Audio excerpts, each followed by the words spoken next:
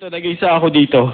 Nako, parehas naman tayo eh. Wala, nag-iisa lang ako. Eh, taga dito ka naman eh. So may family ka dito. Ako wala. Ay, hindi. Hindi ako taga rito.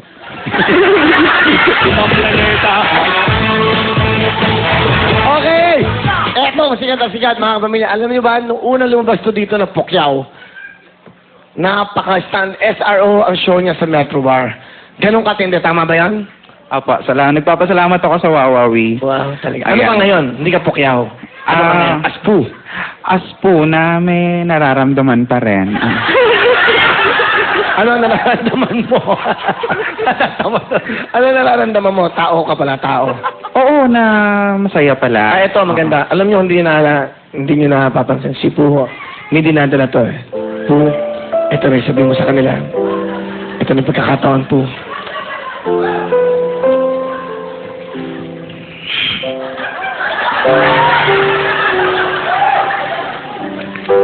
Dapat nga maging masaya ako. Alam mo yon kasi yung kinuwento ko sa inyong yung sa boyfriend ko.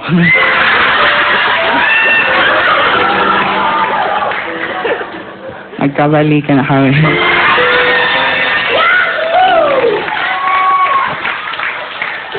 Naging ano siya, naging mas sweet.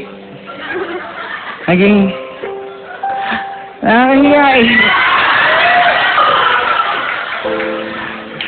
ang dami niyang, alam mo yan, naging matulungin na siya lalo ngayon. Nagbaga na siya. Kasi yung kapitbahay namin may poso. Mag-iigib kami, dalawa kami. Nakakatuwa kasi matulungin na siya. Katanayan nga siya yung magbobomba. Alam mo yan? Pero ako yung magbubuhat ng mga ano. Pero okay lang naman yan kasi love you too, pare.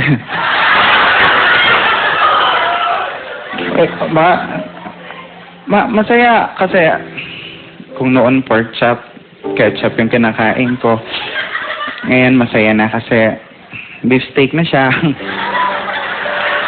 Barbecue stick nga lang sa akin. Sabi niya maganda raw yan, may pagkain ka na may toothpick ka pa. Mahirap lang kasi puro sa lubsob ang nararamdaman ko. Pero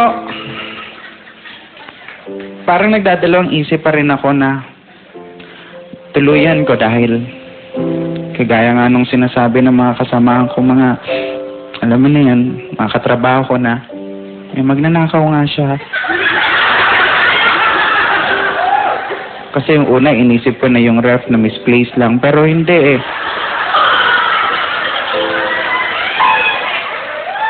Nawala na yung TV, nawala yung aircon, electric fan, component, iba mga appliances. Sumadya ako one time sa kanila. Nakita ko lahat ng mga gamit ko. Sabi ko, ano ginagawa ng gamit ko rito? Sabi niya, hindi. Ipaparaffle ko to para sa mga mahihirap.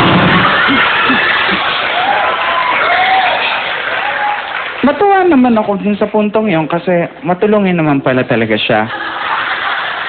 Ako nga lang yung nagsasakripisyo. Katunayan nga, pinaraffle niya talaga. Sa sobrang tuwa ko dahil gumagawa siya ng mabuting bagay lang sa kapwa. Sumama pa ako sa pagpaparaffle. Siya yung bumubunot.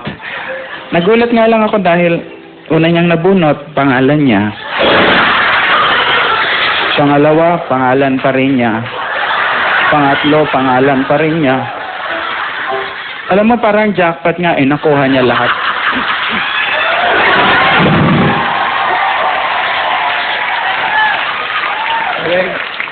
Hindi ko naman makuha ang umangal kasi valid kasi may DTI representative. At yun yung nanay niya. Kaya sabi ko, naghiwalay na tayo. Ulit.